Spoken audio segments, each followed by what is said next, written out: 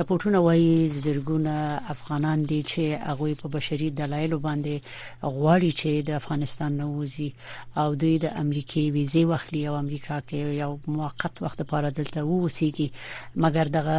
پروګرام ډیر ځندنه شوی دی په دې اواخرو کې مختلف دلایل لري. تاسو د اشنا تلویزیون راپورټ واوریدل، دا یو عمومي راپورټ دا چې د نور جزئیات چې شې د منګه د دې لپاره د مهاجرت سره د مرستو د چارو او همداشان د نړیوالو سیاسي چارو تحلیلګر صیام پسرلی نن خبرونه ترابللې د ځکه د ډېری ادارو سره سروکار لري او هم دې برخه کې منډه ترلې کوي چې اسانتیاوي برابر شي. نو د خبرې به وسووري چې نور په دې برخه کې څه پکار دي، د خلک ستونزې لري او څه وخت کې دي شي د چارې لګزره چټک شي او څنګه چټک دي شي. دلته ډېر نور پوښتنې دي تاسو په ذهن کې بم ډېر پوښتنې وي، خو متاسفانه نشي کېدای چې تاسو خپل پوښتنې مطرح کړئ. خو زه به کوشش کوم چې فکر کوم زما په ذهن کې سيدي امغه به مطرح کوم. اول خو پسرلی صاحب محترم، تاسو نه ډیره مننه چې خبرونه تراغلې ستړي مشي. ډیره مننه. سلام تاسو ته ټول اوریدونکو ته وړاندې کوم. کورونه تاسو د کورونه پسرلی صاحب موږ د خبرې چې تاسو دغه چارو کې د مهاجرت سره مرستې وشي د مؤسسو سره او د زنو ډپارټمنټونو او مسؤل مقاماتو سره ارتباطات لري، درست ده خبر کنه؟ بخي درسته ده. موږ دلته مصروف یو او د زینو نور افغانانو سره په ګډه سره کار کوو چې د مهاجرینو سرنوشت معلوم شي او په افغانستان کې چې کوم خلک پاتې دي د هغوی د ژوند لپاره، د هغوی د مسؤلیت لپاره، همدارنګه د فقر او بیچارهګۍ سره د مبارزې په خاطر چې کومکونه جلب کو نو ځان مسؤل بولو چې ارتباطات لرو او یا چا سره پیژنو. نو موږ د خلکو په وړاندې ځان مسؤل بولو ترڅو یو اندازه خدمات دوی ته وړاندې کوو. مننه تاسو نه دا خو د رضاکارانه کار دی چې تاسو کوي، د کې خو تنخواه من خاصه ګټه مټه نشته، خو منطقه غواړي دغه کسانو سره مرسته وشي او لار ورته پیدا شي. ځکه ډیر امریکایان هم دلته په دې بخش کې کار کوي په هر ساحه کې چې د څومره مهاجر چې راغلي دي دلته تعداد خود سي ولکېږي چې 1,000,000 دي چې دا څومره دي نه پیغام تاسو باید وایي چې څومره را رسیدلي دي اوس پورې امریکا ته څومره دوی ځای په ځای شي دي او څومره نور پاتې دي. ځکه راپورټونه خود سي وایي چې د سو دا کسان ځای په ځای نشي نور د افغانستان یا د یو بل دویم ملک نه راوستل کېږي دلته. نو په دې خاطر د غویزم زندول شوی دی. بله همداسې ده. لمړی د رضاکار موضوع یاد کړه، بلا شک چې د زموږ ټول کارونه رضاکارانه دي. موږ وایو چې نور خلک لمونږ سره مرسته کوي، امریکایان لمونږ سره مرسته کوي، دلته پاتې فعالین موږ ګورو، امریکایي مدني فعالان ګورو، خواخي ګورو، د خلک چې کومکونه مرسته کوي. نو موږ باید یو بل سره مرسته وکړو. موږ د اور نه پورتسیو پور کې لوي سو او د درک موږ ته ډیر خشته دی چې خلک په کوم وضعیت کې دي. خلکو ته ما آگاهی ورکو او د خلکو غاک نور چارواکو ته امریکایي مختلفو ټولنو ته رسو او همداسې کوم افغانان چې دلته په امریکا کې دي فعال دي دوی سره په خبرو بوختي چې باید افغانانو سره مرستې وشي، د دې سرنوشت باید معلوم شي. په تاسینه کورونه د سې چې په خواخه مالی امکانات درلود ولی اوس بدبختانه خپل بانکي اکاونټونو ته لاسرسي نه لري، هغوی سره باید مرستې وشي. دا موضوعات او ترڅنګ پاتې شو د مهاجرونو موضوع تاسو یاد کړئ. دغه یو وضاحت غواړم چې ورکم چې دا اکثره خلک چې په کمپونو کې دي په دوبای او په دغه خپل په امریکا کې دي دوی نه دغه یو موضوع مکس شوی چې ګواکې امریکا دغه خلک چې په لار کې دوی ته ویزه نه ورکوي. دا ویزه فرق کوي. هغه چې کوم تاسو ور باندې خبرې کوي دا هیومانیټیرین پرول ویزه ده یا د بشردوستانه ویزې دي چې کوم خلک په افغانستان کې پاتې دي هغه خلکو لپاره باید فورمې ډکې سي او پیسې باید ورکړل سي. هغه پیسې هم دوه شکل لري. ځینې کورنۍ چې د دې توانمندي لري کله فورمې پیسې ورکولای سي $500 هغه ورکوي او کچیر نسی ورکولای به بل فورمه ده چې هغه ډکوي ترڅو دینه معاف سي. هغه خپل شرایط ورته تشریح کوي چې زما مالی وضعیت خنه ده زه نسم کولای د پیسې ورکم، دا باید معاف سي. به دې کولای سي چې خپل د کورنۍ زړی او یا هغه دوستان چې په افغانستان کې دي او ژوند په خطر کې د هغه خلک راوغواړي. یو سوال هم دلته زسته خبره نیسم، یعنی دغه پروسس چې ځندول شوی دی او د لګو کسانو ته ویزه ورکړ شوی د نورو ویزه پاتې دي، دا همدغه کسان دي چې په بشري لحاظ باندې په بشري دلایل باندې دی غواړي د ملک نه وځي. د دې کټګوري یا د دې برخه خلک دي د دوی کار ځندول شوی دی، دغه پروسس ځندول شوی دی. بل صحیح تاسو ډیر خو واضح کړه. اما هغه خلک چې وتلی دي د وخت په مغاول کې یا روسه په پروازونو کې وتلی دي، دوبۍ کې، ترکیه کې، جرمني کې یا ارچری چې دي انتظار دي، نن چې موږ غږیږو په دې خلکو نه غږیږو، موږ صرف په دغه کسانو غږیږو چې په افغانستان کې دي او دوی په بشري لحاظونو باندې خطر ځان ته متوجي غني او غواړي چې وزي اپلای کړی دی، درخواستي ورکړي دی ویزو ته، مګر ډیرو لګو ته ویزه ورکړ شوی د نورو ویزه پاتې دي. تاسو بیا په دې کې دوه مالی دوه ټکی نورو میا کړل چې د فیس خبره مو کړله. د فیس په برخه کې چې 1515 افغاني څوک ورکول شي څوک نشي ورکول، دلته هم تاسو به بهتره پوهیږئ. څو وخت مخکې د راپور راغی چې دیږي کې دی باندې فیصله وشوه چې دغه ځنې کسان دي فیسونو نه معاف شي. دا موضوع د فیس موضوع $1550 دی، افغاني نه ده چې د دوستان توازی سي، یعنی پیسې ډېر دي. پاتې سو د معافیت موضوع یو خدای د چې د پخوانه یو اصول شته چې څوک توان نه لري کولای شي چې ویف د فیس ویف ته اپلای وکړي او دا فیس ورته معاف شي. بل دا چې نوې قانون چې پاسوي موږ د رسنیو د لارې واوریدل او د ځینو دوستانو سره چې خبري وکړلې، هغه وی چې دا نوې طرز عمل ترڅو پاس کیږي، ریګولیټ کیږي، عملي کیږي او اندازه وخت نسی، ولې خوشبینی شته ده چې دا کار وشي. ولې دا باید ومنو چې خلک ډیر زیات راغلي، یو لکه 20,000 یو لکه 20,000 کسان د افغانستان نه پورته شوي دي، خو انتقال شوي دي. کوم خلک چې په امریکا کې په کمپونو کې دي، کوم خلک چې په دوبۍ کې دي، په قطر کې دي، په بهرین کې دي، د دوی صحي موارد، دوی ته ډوډۍ رسول، دوی ته لمړنۍ ضرورتونه پوره کول، به دوی ځای په ځای کول په امریکایي خارونو کې دا یو جدي ستونزه ده. اوس په امریکا کې تر ټولو ستونزه ده چې ریسټلمنت ایجنسیانې چې د دوی قضایي واخلي، اول ته دوی د کورونه پیدا کړي، دوی ځای په ځای کې او د کور لوازم دوی ته واخلي. دغه لکه د چالش سره یا ستونزه سره مخامخ شوی. بدبختانه زموږ ځینې افغانان هم چې راغلي دي، دوی د امریکا د اوسنۍ شرایطو او چارپیریال محیط سره سم اشنا نه دي، نو ډیر تخلفات دوی نه کیږي. دوی هم باید ځان عیار کی او کوم ټولنو ته چې باید خبر خورد وکي، نیک برخورد وکي، دغه ټولنې اصول او مقررات باید مراد کی. دغه ټول موارد د دې سبب شوی تر څو د پروسه ځندنه سي. یعنی په امریکا کې دغه افغان مهاجرو یا ملمنو ریسټلمنت یا دوباره دوی ځای په ځای کېدل دا وخت نسی. اول خوانه دی خو د کریسمس هم روانه ده او تھینکس ګیوینګ ډے دی، هغه دوه مهمه ورځې دي. دوی په دغه میاشت کې دوی ډیر زیات مصروف هم وي، په خپل رخصتیو کې مصروف وي، نو دا هم د دې سبب شوی تر څو دا چارې لږ ځندنه سي. ولی کار روان دی، دوی هڅه کوي چې دا اسنادونه وسیړي، پروسه وګوري، خلک ځای په ځای کې ټول ته رسیدګي وکړي. کوم معلومات چې زلرم په کمپونو کې خلکو سره ډیر خمرستي کیږي، خلکو ته جامې، بوتان، کالی، ډوډۍ هر څه دوی ته رسول کیږي، حتی د صحي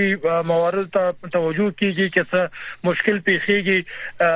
صحي لحاظ دوی ته رسیدګي کوي، باندې باسي. حتی داسې گزارشات هم ماته ورسېدل چې تقریبا تر پلازګونه هغه امیدوار میرمنې چې وی مریضي درلود دی لنی کمرغه د دې تکلیف را فسوي، د ماشومان دنیا ته راغلي دي، د سره ډېر حکومتونه سوي خبر خورت شوی، نور خو زیری هم شدي. ولی کارونه زیات دي. دا خو دلته دا خبرې چې تاسو وکړه، دا خو دلته په امریکا کې چې څوک موجود دي دا خبره مو کړې، درست؟ هغه پورې مربوط ده. بهیر دا خلکو ته دا اندېښنه وکم، خلک چې په کمپونو کې د موږ سره په تماس کې کیږي، په دوبۍ او په بهرین کې په دغه ځایونو کې دوی دا اندېښنه درلود چې موږ ممکن بیرته ولېږي یا موږ ته ویزه نه راکول کیږي. دا یو موضوع پاتې دوه برخه چې تاسو یاد کړئ، هغه د هیومانیټیرین برخه ده. لیستونو باندې کار روان دی، دوی هم هڅه کوي، ځین نور ادارې دي، تقریبا په لسګونه ادارې دي چې دوی هڅه کوي د لیستونو راټول کی، څو رقمه کې اشخاص د کی ټارګټ کیږي. یو پښتنه ز کوم هم دا اوسه بخي دغه هیومانیټیرین ویزه چي ده، چې بشري دلایل په اساس ویزه ده د دې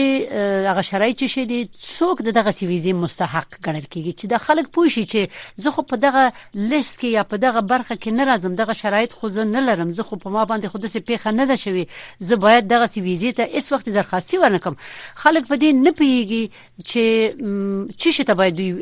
درخواستي ورکړي کوم ډول ویزه ته درخواستي ورکړي نو دغه هیومانیټیرین پرول چې تاسو وایي چې بشري دلایل باندې خلک ویزه واخلي دا کوم ډول خلک دي او څوک باید دې ته درخواستي ورکړي ډېر خدای به موضوع یاد کړه او دا شرایط ډېر زیات مهم دي او اکثره خلک په دې نه پیږي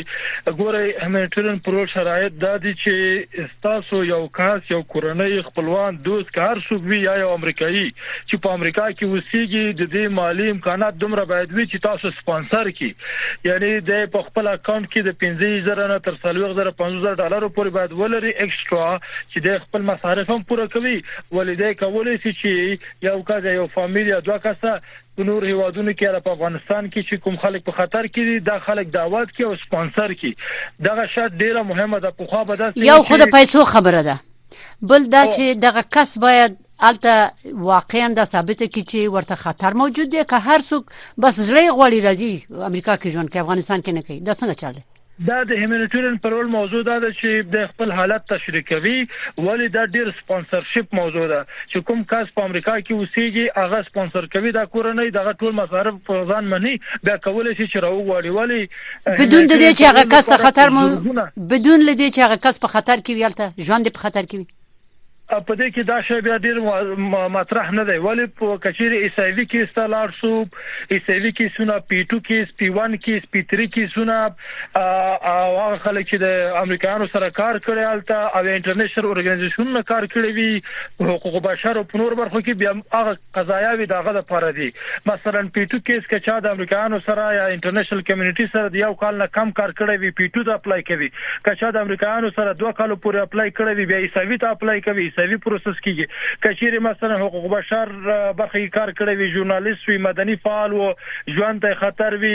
او یا هم د امریکا د کوم اژانس سره دوی کار کړی وي هغه ته بیا مثلا پی 1 دی یا دغه سي پی 3 کې سونه دي دوی بیا نور د لپاره مختلف کیسونه لري چې د خلک بعد دغه پر اساس پر مخ لاړ شي هیومانیټیرین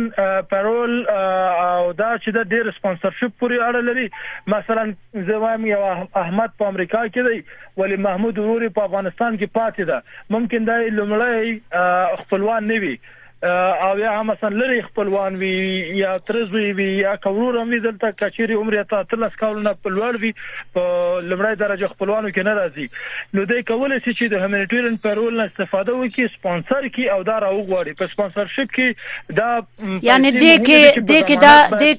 کې دا شرط ده او بخې دې کې دا شرط شته چې خور ورور وي یا مثلا د پلار مور وي خزوي میړي وي اولاد وي یا دا چې هر څوک پیژنې کنه هر څوک وی ته ضمانت کوي ته راغواړي او ته سپانسر کوي ټول مسؤلیت تاسو په غاړه ده کاغذ تروي کاکاوي وروري خپلواني بیگانه وی ارسو تاسو کولای شئ په دې برخه کې مشکل نشته ولی ټول ضمانت او مسؤلیت تمام کس چې سپانسر کوي هغه ته زی یعنی تر څو چې دلته په امریکا کې به په خپل خو دريږي او کار پیدا کوي او قبليږي او بلبل ارسه ستاسو په غاړه دي ته باید مالی توان ولري د ورک پرمټ نه د کار د اجازه نه نیولای ته سوشل سکیورټي کارت پورې د بانک اکاونټ خلاصولو پورې مصارف پورې مکتب پونتون ذکر صحیح برخي دا ټول به دغه شخص بغاړه کیږي کوم یو چې دا سپانسر کړای نو دلته مثلا کور به ورته برابرې کور به ورته کرایه کوي یا ځان سره به ساتي د ډاکټر غیم به خوري ډوډۍ به ورکه جامه به ورکه تر څو چې هغه خپل دلته پزان اتکا پیدا کوي بلا شک دا ټول مصارف او د امکاناتو او مسؤلیتونه هغه شخص چې سپانسر کړي په هغه باندې دی تر څو چې دا شخص په خپل خپل درېږي کله چې په خپل خپل درېږي بیا کولای شي خپل ژوند پر مخ ويسي دلته ځینې خلک دا کار هم کوي چې مثلا یو دوست یو تجار او سوداګر په امریکا کې دی خپل مالی امکانات لري هغه سره خبرې کوي چې زه درځم دمر مالی امکانات ما سره شته دی چې زه راغلم دا پیسې به زه در کوم یا قرض یا یو رقم په ځینې شکلونو کې دوی بیا په دغه برخه دغه سیام پر مخ تللی اکثره قضا قضایاوي دغه سيدي ولی زما معلومات دا چې د لپاره هم تقریبا 15,000 لا 15,000 کسان او اسنادونه ډکړي او د دې چانس هم ډیر کم دی چې دغه اسنادونه اپروف سي او د خلکو ته ویزه ورکړي شي تر څو دوی راسي د امریکایانو اوس په دې مصروف دي چې هغه کسان چې پاسپورت لري ګرین کارت لري او ایسوي لري ایسوي پروسس سوي یا پی2 کیس لري پی2 مختتللی یا پاتې وي یا پی1 او پی3 لري دغه کسان دوی په نخښه کوي او لیستونه جوړوي تر څو امریکا ته راوغواړي بل دغه مهاجرین کوم خلک چې امریکا ته راغلي تقریبا 80% خلک داسې دي چې دوی کورنۍ په افغانستان کې پاتې دي او دوی باندې کار روان دي چې دوی کورنۍ هم باید وباسي ځکه دوی خپل کورنۍ بیل سوي دي د یو کس میرمن په افغانستان کې یا کوم بل هېواد کې پاتې ده د بل کس زوی پاتې ده د بل یو لور پاتې ده دوی باید بیرته ریونیفای سي بیرته سره یو ځای سي نو په دې باندې هم کار روان دي ځینې خوشبینیان دا ستدي چې دوی ته ګرین کارت زر ورکول کیږي د دې ستونزې به زر حلېږي د لپاره لکه مالی مرستې کیږي دغه امکانات شته دي او دا هم شته چې د تیر د ویتنام مهاجرینو سره چې کوم برخورد شوی دغه تجربه استفاده وسی تر څو د افغانان هم زر قبول سي او هغه افغانان چې هلته پاتې دي دغه د لپاره فکر کیږي ولی د کار لوډ بوج به ډیر دی موږ درکوي سو نو ستاسو دغه کسانو ته چې دوی تشویش لري و اندېښنه لري او دوی درخواستي ورکړي دي او انتظار دي یا خپل افغانستان کې یا بل ملک کې ویزو ته انتظار دي خو عموما دا یوازې سکالنه ده همیشه هم دسه چې دغه تانکسګیوینګ او همداشان چې په دسمبر میاشت کې د دوی دغه د نیو اییر خبره راځي د نیو کال د کریسمس اختر د دوی دا ډېر غټي رخصتي دي د دوی او د امریکایانو ته ډېر اهمیت لري او عموما د کورنۍ په دې وخت کې یو ځکیږي یو بل سره او رخصتي اخلي خپل رخصتي خلکو ساتلي د دې وخت لپاره نو دغه کارونه یوازې د مهاجرت قانون نه بلکې دغه ټول حکومتي کارونو کې یو ډول ځن راځي ډېر کارونه پاتې کیږي نیوي کال ته به اجرا کیږي نو دغه کسانو ته چې دوی تشویش لري دوی ته تاسو سوای څه تجویز دي اساسي دوی لپاره دوه موضوعات دي یو خدای دا چې ځینې خلک دي په افغانستان کې دوی سره فریبکاری کوي او دوی نه پیسې اخلي او وایي چې زه تاسو قضیه جوړوم تاسو نوم په لیست کې اچوم زه تاسو زر ریواکویټ کوم قطر تر سعودا کوغه کو لطفا دې ته توجه وکړئ کوم وسیلګر ځنه کوي دغه د فریبکارانو فریبونه خوري دوی جعلکاران دي او دیو بل نوم باندې دوی نه پیسې اخلي یا پیسې بیا صراف سره وي صراف بیا مثلا یو بل چاته ورکی یا ضمانت ورکی چې هغه ضمانت هم بیا میاشت وخت نسی د دې قضایا نه کیږي یو دا موضوع ته باید توجه وکړي بل دا چې د منډه کار نه دی دوی باید حوصله وکړي او حوصله نه کار واخلي د سټیټ ډپارټمنټ سره چې موږ په تماس کې او نور دغه خیریه مؤسسو سره چې په تماس کې او هغه ورګانو چې په ایواکویشن کې مصروف دي په دې سره چې موږ په تماس کې هیڅ څوک دقیق معلومات نسی ورکولای او بس وایي چې حوصله وکړي او د ځان خیال وساتي بل خوانه د اوسنۍ نظام سره د امریکا د ډیپلوماټیکو اړیکو موضوع ده چې دوی هڅه کوي د قطر په واسطه خپل نمائندګي پرانیزي الته او د ځینې چارې بعد دغه ځنه مدیریت سي ځکه دوی اوس په افغانستان کې حضور نه لري او د قطر نه خپل چارې پر مخ وړي دا بل مشکل دی د موضوعات زندنه کړي نو زما غوښتنه ده چې دوی باید نه تنګوي په آرامه د موضوعات کیږي او تر څو خپل ذهن په نورو کارونو کې مصروف کړي او خپل عادي ژوند ته باید دوام ورکړي ډیر زړه تنګي نه کیږي ځکه ما سره چې په تماس کې دي دا ټول د یو ډول پروژې تکلیف باندې اختصاصي دي بدبختانه چې خبري ورسره کو وضعیت خراب دی جاړي بدخلقي کوي وضعیت خراب دی باندې نسترلای وظایف د لاس ور کړای دا ټول منفي تاثیر لري او دوی خو نه دوی په لاس کې سنشت او دوی ډیر کار نشي کولای بدبختانه او تاسو دا خبره وکړه چې د قطر نه اوس خو خبرونه موږ ته راغلي دي چې په دې تیر هفته کې قطر سفارت خپل پرانیس بیرته په کابل کې او په دې کې به یو څنګه وی د امریکای د سفارت هغه به اتکار کې خصوصا هم دغه ساحو کې به امرسته کوي نو د امرسته الته د غیزې نشرو کیږي د سند چې دا به وزندګي خو خیر پروسس بلګ زرا غوي زندنه وي یعنی رد نه دي دا خو نظر چې مالته وشو د دې سفارت الته استاد وشو هر څه نمائندګي پرانستل سو دا خو نظر دی او خو زیره دی ولې دا پروسه چې دا وګړه د هیومانیټیرین پیرول اس ای وی کیسونه پیټو کیسونه دا ټول وخت نسی تر څو دا اپروف شي